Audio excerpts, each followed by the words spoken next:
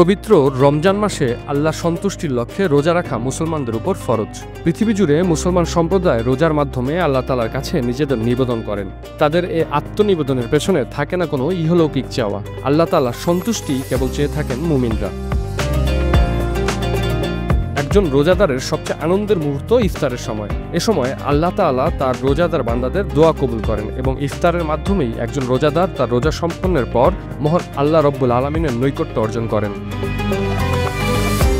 ইফতারের টেবিলে আমরা হরেক রকম খাবারের পসরা সাজিয়ে বসি, তবে প্রিয় নবী হযরত মুহাম্মদ সাল্লাল্লাহু আলাইহি ওয়াসাল্লাম খেজুর ও কয়েক ঢোক পানি দিয়েই ইফতার শুরু করতেন।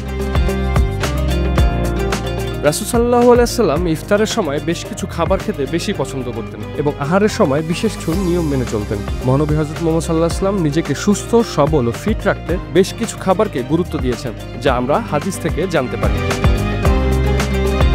আসুন জেনে নেওয়া যাক সেই খাবারগুলো সম্পর্কে। খেজুর ছাড়াও তৎকালীন আরবে প্রচলিত অন্যান্য খাবারও খেতেন মহানবী হযরত মুহাম্মদ সাল্লাল্লাহু আলাইহি ওয়াসাল্লাম। তার পছন্দের খাবারের মধ্যে রয়েছে মধু ও কালো জিরা। প্রিয় নবীর পছন্দের খাবারের মধ্যে আরও একটি খাবার হলো বার্লি, যার মহানবী খেতে খুবই পছন্দ করতেন। এছাড়া সবুজ সবজি লাউও তার পছন্দের খাবারের মধ্যে অন্যতম ছিল। লাউয়ে থাকা উপাদান মস্তিষ্কের জন্য বিশেষ উপকারী হওয়ায় তিনি এই খাবারটিকে ভীষণ পছন্দ করতেন। তরমুজ ও শসা একসঙ্গে খেতেও পছন্দ করতেন মহানবী হযরত মুহাম্মদ সাল্লাল্লাহু আলাইহি ওয়াসাল্লাম।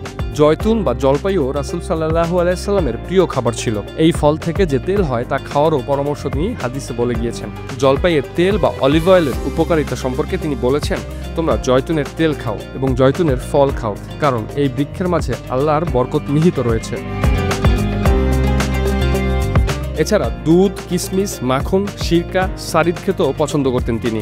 সারিদ মূলত গোস্তের ঝোলে ভেজানো টুকরো টুকরো রুটি দিয়ে তৈরি বিশেষ খাদ্য। পছন্দের খাবারের পাশাপাশি তার খাবার তালিকায় কিছু অপছন্দের খাবারও ছিল। রাসূল সাল্লাল্লাহু আলাইহি ওয়াসাল্লাম কখনোই খুব বেশি গরম খাবার খেতে পছন্দ করতেন না, কারণ অতিরিক্ত গরম খাবার আমাদের শরীরে নেতিবাচক প্রভাব ফেলে। তিনি কখনো দুর্গন্ধযুক্ত বাসি খাবার খেতেন না। সুস্থ ও সুন্দর জীবনের জন্য এইসব খাবার থেকে তিনি আমাদের দূরে থাকার নির্দেশ দিয়েছেন।